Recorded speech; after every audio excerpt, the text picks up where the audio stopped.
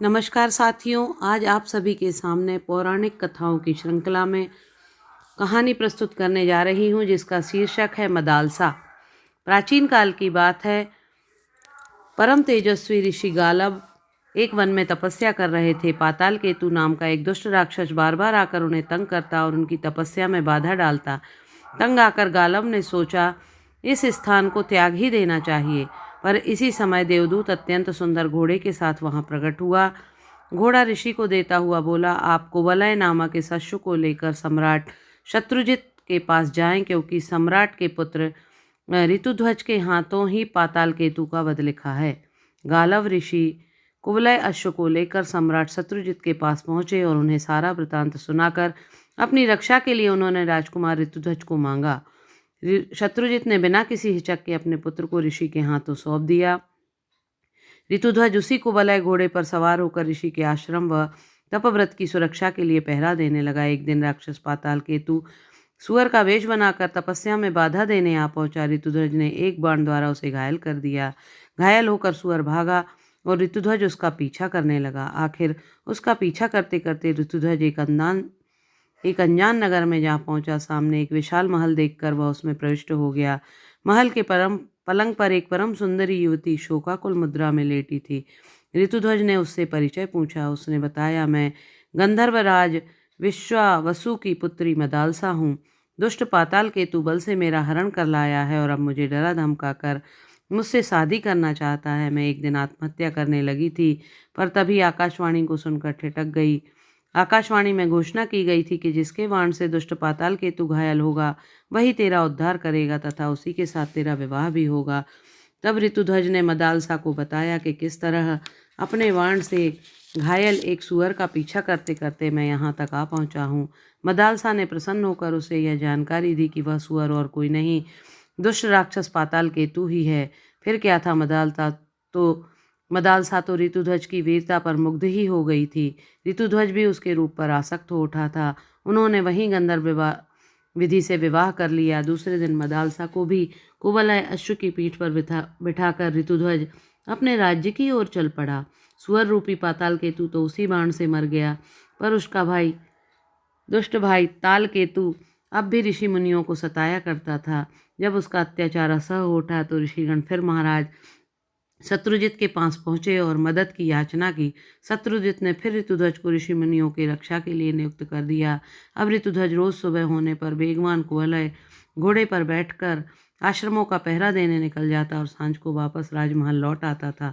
तालकेतु बड़ा चालाक था। उसने समझ लिया वह शक्ति द्वारा ऋतुध्वज को परास्त नहीं कर सकेगा, इसलिए उसने छल कपट की राह अपनाने की ठानी। एक दिन वह तपस्वी का वेश धारण करके यमुना नदी के तीर पर बैठ गया। ऋतुध्वज ने उस नए तपस्वी को देखा तो घोड़े से उतरकर उसे प्रणाम किया। आशीर्वाद देने के बाद तपस्वी ने ऋतुध्वज के हाथ में बंधी मणि उससे मांगी। उसने कहा, घबराओ नहीं, मैं इसे कुछ देर में तुम्हें वापस दे दूंगा। हाँ, जब तक मैं न लौटूं तुम यहीं बैठे रहकर मेरी प्रतीक्षा करना। ऋतुध्वज ने उसकी बात मान ली और मणि उसके हवाले कर दी। मणि लेकर तपस्वी वेशधारी तालकेतु सीधे महाराज शत्रुजित के दरबार में पहुंचा और बोला, महाराज, किस मुंह से आपको यह हृदय विदारक समाचार दूं, समझ नहीं पा रहा हूँ। क्या हुआ ऋषिराज? से एक भीषण युद्ध में राजकुमार ऋतुध्वज मारे गए। मैं उनका दाह संस्कार कर आपको यह समाचार देने आया हूँ। पहले तो महाराज शत्रुजित को यकीन नहीं हुआ, पर ऋतुध्वज के हाथ की मणि देखने के बाद वे शोकाकुल हो उठे। जब यह समाचार मदालसा के पास पहुंचा तो वह पति वियोग में छाती पीट पीट कर रोने लगी। लोगों के लाख समझाने के बावजूद उसने चिता में जलकर प्राण त्याग करने का निश्चय कर लिया। चिता चुनी गई। पति का नाम लेती हुई मदालसा उसमें जलकर सती हो गई। सांझ होने पर तालकेतु ने वापस लौटकर मणि ऋतुध्वज को दे दी। ऋतुध्वज मणि लेकर जब वापस अपने राज्य में आए तो सारी घटना सुनकर वह मदालसा के लिए शोक से कातर हो उठा। वह मदालसा की चिता के करीब जा पहुंचा और वहीं बैठकर काफी देर तक रोता रहा। आखिर उसने सोचा, प्रिय पत्नी मदालसा के बगैर जिंदगी बेकार है, इसलिए उसने स्वयं भी प्राण त्याग देने का फैसला किया। नागराज अस्तर के दो बेटे ऋतुध्वज के दोस्त थे। उन्होंने ऋतुध्वज को समझा बुझाकर रोका। नागलोक जाकर उन दोनों ने अपने पिता नागराज से ऋतुध्वज का दुखड़ा कह सुनाया। नागराज द्रवित हो उठे उन्होंने शंकर जी से अनुरोध किया कि वे मदालसा को फिर जीवित कर दें। भगवान शंकर ने नागराज के आग्रह को ठुकराया नहीं और मदालसा को फिर जीवित कर दिया। ऋतुध्वज और मदालसा का दोबारा मिलन हुआ। कुछ काल बाद महाराज शत्रुजित का स्वर्गवास हो गया। ऋतुध्वज सम्राट बना। वह धर्म और न्यायपूर्वक राजकाज चलाता रहा, किंतु उससे भी कहीं अधिक धार्मिक प्रवृत्ति थी मदालसा की। वह विदुषी भी थी। एक के बाद एक ऋतुध्वज के 3 बेटे मदालसा के गर्भ से उत्पन्न हुए। उनका नाम था विक्रांत, सुबाहु और अरिमर्दन। मदालसा ने अपने तीनों पुत्रों को आत्मज्ञान की ऐसी शिक्षा दी कि वे तीनों संसार छोड़कर सन्यासी हो गए। अब तो ऋतुध्वज बड़े सोच में पड़ा। यदि इसी तरह उसके सभी पुत्र सन्यासी हो गए तो उसके बाद राज्य का उत्तराधिकारी कौन होगा। कुछ दिनों बाद मदालसा फिर गर्भवती हुई तो ऋतुध्वज ने उसे बुलाकर समझाया, इस बार होने वाली संतान को तुम ऐसी शिक्षा न दे बैठना कि वह भी सब कुछ छोड़कर सन्यासी हो जाए। मदालसा पतिव्रता थी, भला पति की अवहेलना कैसे कर सकती थी। उसे चौथी संतान के रूप में पुत्र रत्न की प्राप्ति हुई। उसका नाम रखा गया अलर्क। मदालसा ने पति की इच्छा के अनुसार अलर्क को राजनीति तथा अन्य सांसारिक विषयों की बहुत उत्कृष्ट शिक्षा दी। शिक्षा प्राप्त करने के बाद अलर्क का विवाह भी हो गया।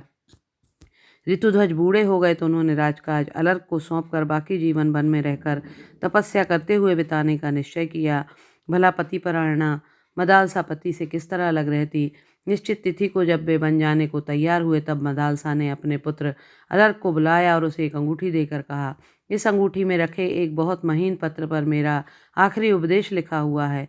अगर तुम कभी बहुत ज़्यादा परेशान हो जाओ या किसी कारणवश तुम पर कोई विपदा आ पड़े तो इस अंगूठी में से निकाल कर मेरा उपदेश पढ़ लेना और उसका पालन करना। तत्पश्चात वे दोनों वन को चले गए। काफ़ी समय तक राजा अलर्क कुशलतापूर्वक राज्य करता रहा, लेकिन एक बार उस पर ऐसी विपत्ति पड़ी कि वह चिंतित हो उठा। तभी उसे माता द्वारा दी गई अंगूठी का स्मरण हो आया। उसने तुरंत अंगूठी खोली, उसमें से पत्र निकालकर माता का अंतिम उपदेश पढ़ा।